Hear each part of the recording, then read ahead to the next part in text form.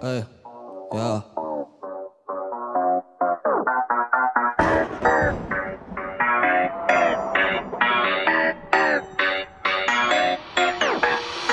Ara ara geliyorum karabasan gibi, yaraları saramasın burası yerin dibi. Arabada gidiyorsun ama benzin bitti, hiçbir yere kaçamazsın, tüm kapılar sana kilitli. Arabada geldim, yanımda Michael Jackson, bitmez sözlerim, hepsinin sesini kestim. Hiçbir zaman olmam teslim, benim sözlerim kılıçtan keskin.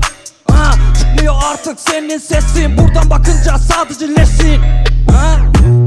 Geceleri sokakları dolaşırken, benimle konuşurken sen kendine gel. Gökyüzüne bak, yıldızlar şahit, bizim çocuklar sürüyor Şahin. Kafam güzel ama yine döndüm geri, İstiyorsan sen yine sevme beni. Senin dediklerin benim umurumda değil, benim önümde sen her zaman değil. Başladı olay, olmadı kolay, ben çıktım yola. Hayat acımaz, yapıştır tokla, benim dediklerim ermedi sonuna. Ermedi sonuna, Flexman marka Lambo'ya atla. İçki çok fazla, abartma, abartsan da bana sataşma. Göremedi beni, tanımadı beni, kafaları geri dedim sana delikanlı ol. Benim için flow, senin için slow, yapma bana show. Hadi benimle uğraşma, bırak artık, let's go. Tanıma gelmiş kapıma, kapılar almaya, sanki misafirdiler, kalacaklar burada. Alacaklılar gibi peşindeler her gece, nereye gitsem merkez orada.